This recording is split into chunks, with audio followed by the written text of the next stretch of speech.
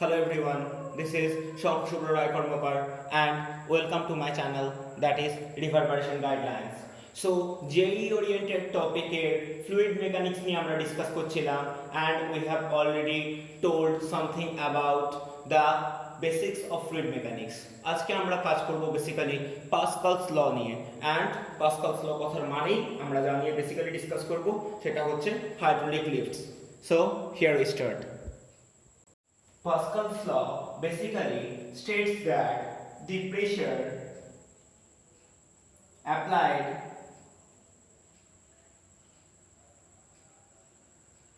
on a point of a confined liquid will be transmitted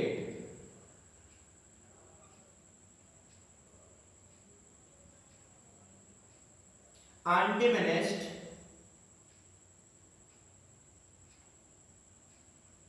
throughout the liquid.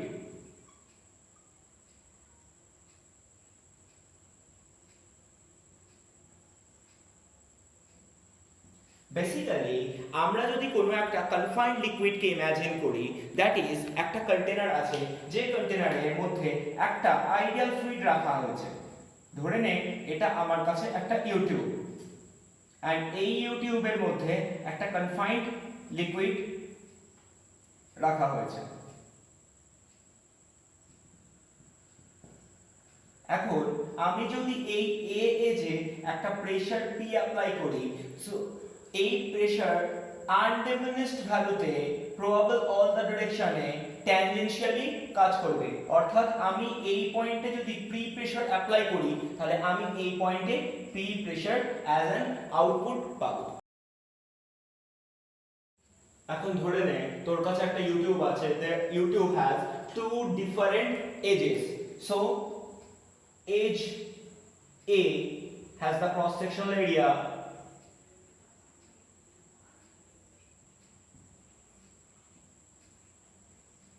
alpha and edge B has the cross sectional area of beta. Clear? এখন দেখ এই A cross sectional area যে এজটায় আছে, এই এজটায় যদি আমি একটা force apply করি, an amount of force let be F alpha, তাহলে এটার জন্য একটা প্রেসার জেনারেট হবে। Now if the applied force at A edge becomes F alpha, then pressure generated will be P, that will be nothing but force per area. এবার ভাব Pascal ল বলছে the pressure which is going to be generated, this will be propagated throughout the liquid in an undiminished value. So as a result এই প্রেসারটা liquid দিয়ে transmit করবে and will come at B edge. So B edge A pressure আমরা কতটা পাবো? So at B edge the pressure will be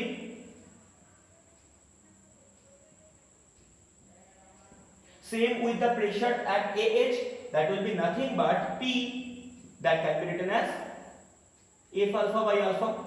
But ভাব B edge এর total area কত? Beta. তাহলে আমি যদি total force realized by B edge বের করতে চাই তাহলে কি করব? প্রেসার ইনটু এরিয়া করব। তাহলে আমি করছি total force at B edge, it will be nothing but FB, that is nothing but pressure into area, that is F alpha by alpha into beta, it is nothing but F beta. Now আমরা এটাকে এভাবে লিখতে পারি F beta by F alpha, that is nothing but beta by alpha. তার মানে তুই ভাব আমি যদি বিটার এরিয়াটা প্রচুর ইমেন্সলি হাই করে দেই তাহলে with respect to the alpha আমরা আউটপুট ফোর্সটাকে হিউজলি এক্সপ্যান্ড করতে পারবো বা মাল্টিপ্লাই করে নিতে পারবো, তাহলে দ্যাট ইজ নাথিং বাট আমরা এটাকে বলতে পারি মেকানিক্যাল অ্যাডভান্টেজ।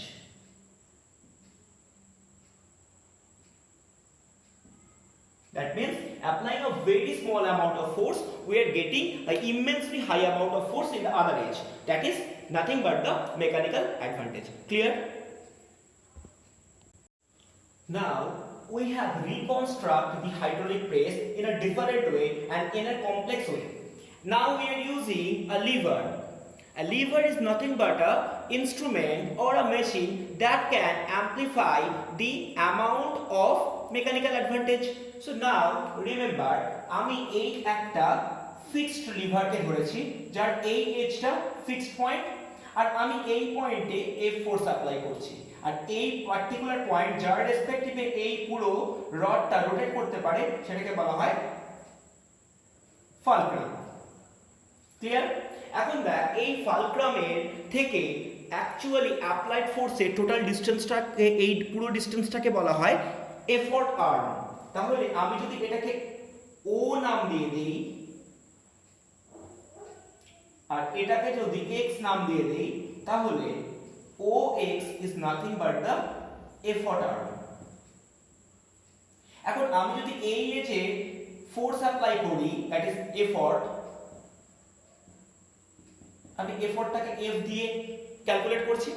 এবার বোঝ, যদি আমি এই রডটাকে নিচের দিকে কম্প্রেস করতে চাই, তাহলে এই ডিরেকশনে একটা রিঅ্যাকশনাল ফোর্স পাবি, and that reactional force is going to be defined by F alpha. তাহলে এই ক্ষেত্রে এফ আলফা হচ্ছে আমার resistive force.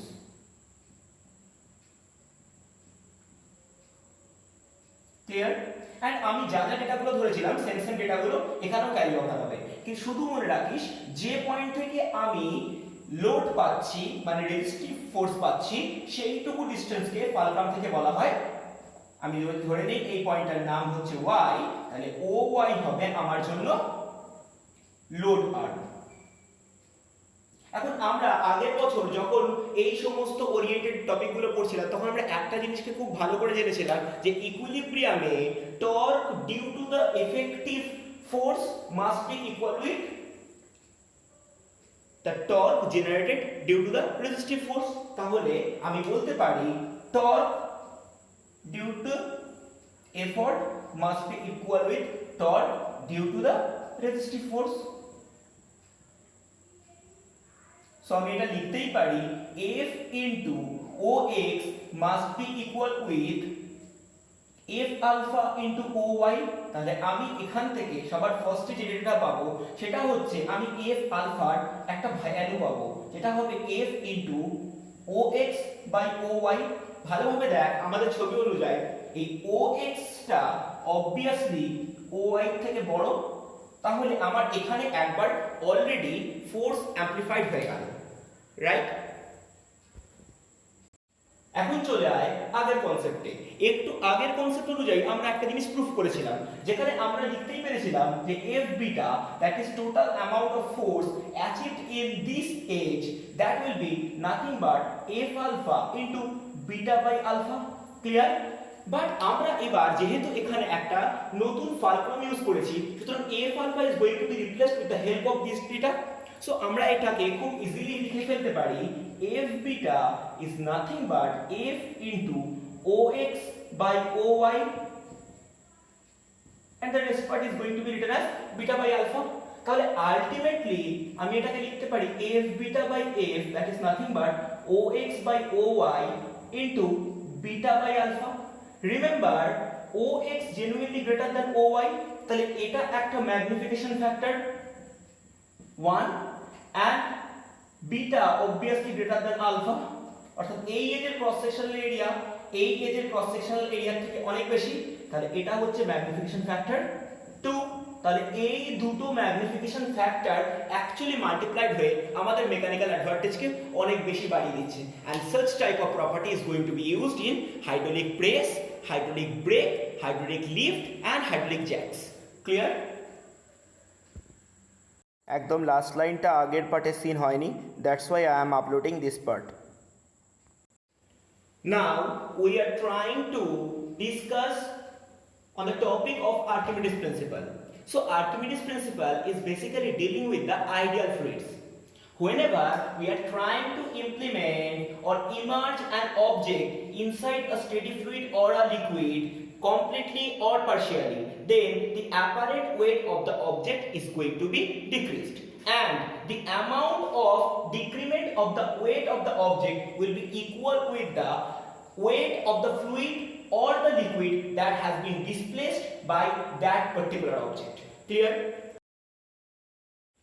Imagine we have a fluid of density sigma. So density of the fluid be sigma. Clear? Now we are thinking for an object of volume V. So the volume of the object, let be V. Now if it has the density of rho, then mass will be M equal to volume into density, that is V into rho. As a result, the weight of the object will be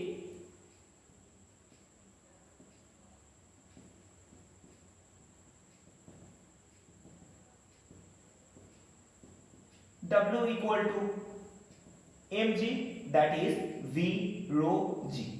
Clear? Now, if we try to implement the object inside that steady fluid or liquid, then what will happen? It will genuinely displace the amount of fluid which equals with its own volume.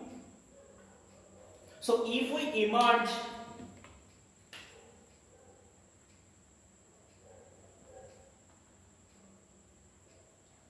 the object inside the fluid, the amount of fluid will be displaced is V, that is nothing but the volume of the object. As a result, that V amount of fluid will apply an upward directional force, that is nothing but the upthrust. So this V amount of fluid will generate the upthrust,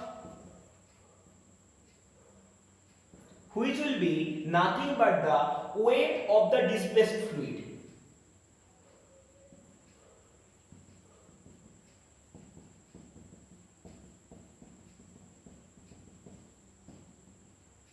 Clear? This will be nothing but the V into sigma into G. That is the density of the fluid as sigma. So the relative weight of the object will be reduced, and the relative weight will be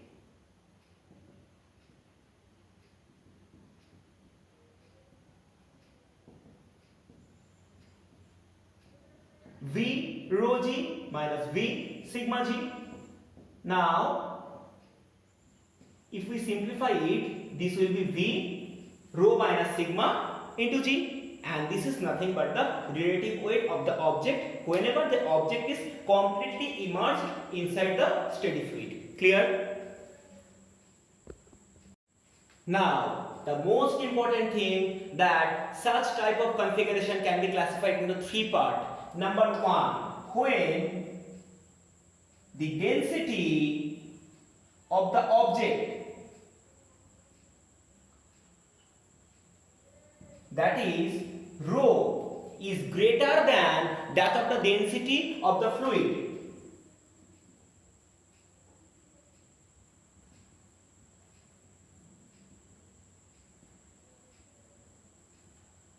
Sigma. Then the apparent weight would be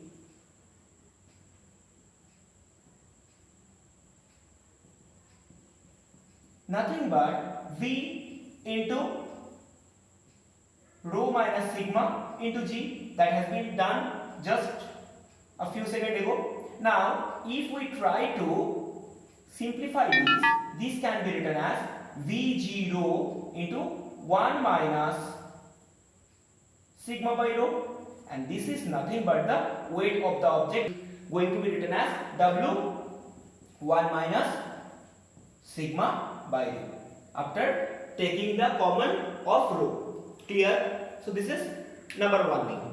Now the numerical problem will say something on that issue. Imagine the weight of the body be 1000 Newton and density 2000 kg per meter. We need to find out the total weight when it is immersed inside water. Clear? Now, we know the density of pure water will be 1000 kg per meter cube. So, the weight of the object will be V rho minus sigma into G, that can be written as V rho G 1 minus sigma by rho whenever we are taking a rho common. So this is nothing but the weight W, and this is going to be written as sigma by rho. So this will be nothing but 1000 Newton. This is 1. Sigma will be nothing but the 1000 and rho will be nothing but the 2000. That is the density of that object. Clear? So this will be 500 Newton. Clear? So it is a very tricky process to solve the problem. The next problem is bit complicated. Imagine the weight of the object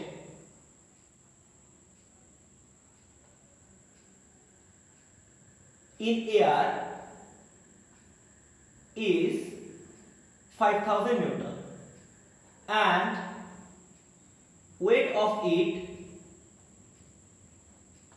is 3500 Newton inside water and 4000 Newton inside a fluid. We need to find out the density of the object, that is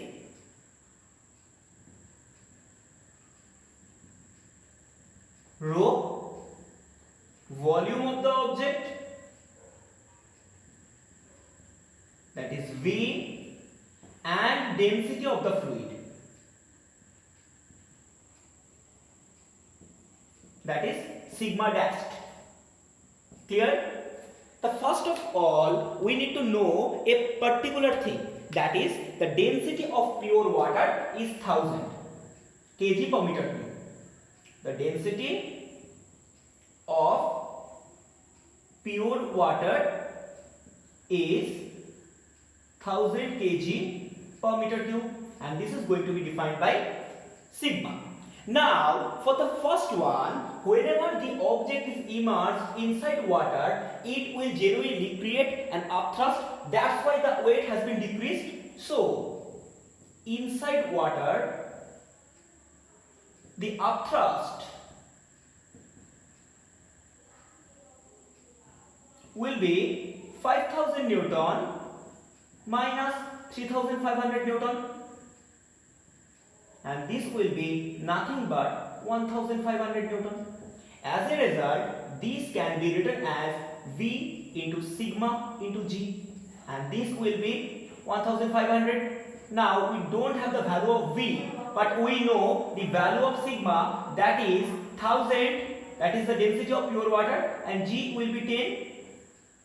Now we can calculate the value of V, and this will be 15 by 100 meter cube. Clear? So this is the volume of that certain object. Now we got the volume of that object. So if we try to find the density of the object, then we will generally go for the V into rho into G. That will be nothing but the weight in air. So this will be 15 by 100. Rho is unknown to us and G nothing but 10. And remember, we are calculating in SI process. So this will be rho equal to 500 into 100 by 15, that is kg per meter cube. So this will be 10,000 by 3. Clear? This is the density of that certain object. Now if we try to find out the density of that fluid, that means we are thinking that the density of that fluid is sigma dashed.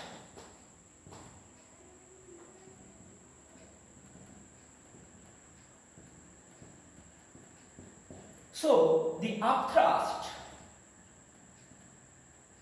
generated by it will be V sigma dashed into G, and that will be nothing but the difference in weight, that will be 1000 Newton. So implementing the value of V, that is 15 by 100, we don't know the value of sigma dash, and G will be 10, that is 1000. So the value of sigma dash will be 10,000 divided by 15. This is nothing but 2000 by 3 kg per meter cube. Clear? So in such process we can easily solve such type of problems. Clear? If we go for the next way, whereas we can think the density of the object, that is rho, equals with the density of the fluid, that is sigma. So then the object will be weightless inside the fluid, and it will be able to float anywhere inside the fluid. Clear? But the third case will be bit complicated. Now for the case 3, this will be bit complicated because the density of that object, that is rho, must be less than the density of that fluid, that is sigma. So in this case, whenever we are trying to implement the object inside the fluid, it will not be completely immersed, because whenever the upthrust will be able to make the object floating, then it will be stabilized, right? So imagine for this case only V dashed part of that object is going to be immersed. So density of the object is rho, so mass will be m equal to V into rho, as we are thinking that total volume of the object be V. So weight will be mg, that is nothing but V into rho into G. Clear? Now as the density of the fluid sigma is more than the density of the object object, so it will not completely immersed. Clear? So the upthrust that is going to be generated due to the submerged part will be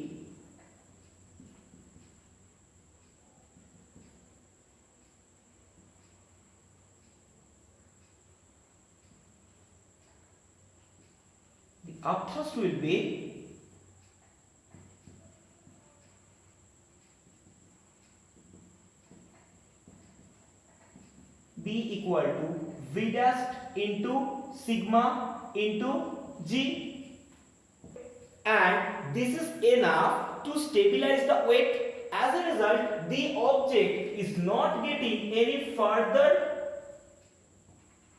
force downward because the weight is working downward, but that is going to be completely neutralized by the buoyancy or the upthrust. As a result, we can easily state that W will be equal with the upthrust. So W is going to be written as V into rho into G, and the upthrust is going to be written as V dash into sigma into G. So we can write V dash by V is nothing but the rho by sigma. Clear? So in such a way we can imagine that the part which will be inside the fluid, right, and the upper part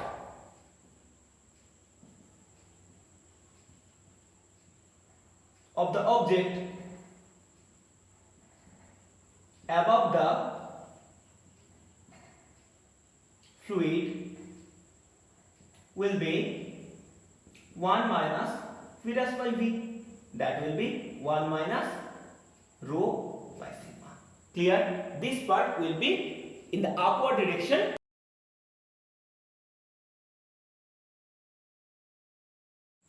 From the anomalous expansion of water, we know whenever water is going to be turned into ice, the density is going to be increased. The relative density of ice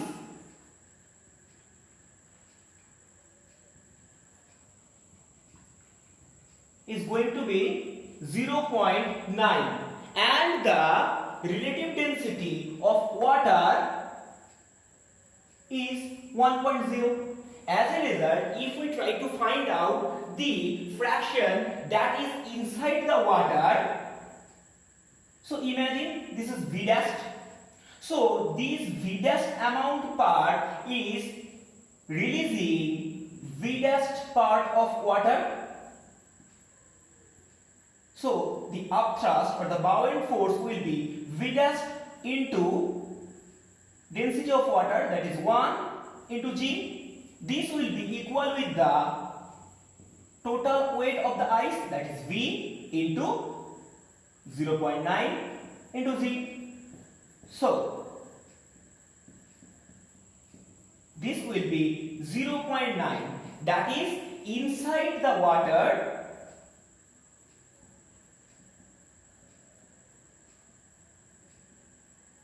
0.9 part will be immersed, but will be ato part, that is 0.1 part upward from the water. And surprisingly, whenever the ice will be completely melt, there will be no change in water level. Be clarified with the word.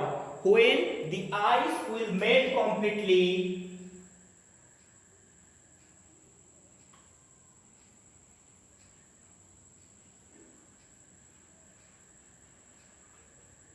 no change in water level will be observed. Clear? Because the total weight was supported by this part of water. So whenever the ice is going to be completely melt, this total space will be occupied by that amount of water. Clear? So that is the logic. So end of the part 2 of the fluid mechanics, and this is also the end of the hydrostatics. I will upload the assignment tomorrow. Till then, stay home, stay safe.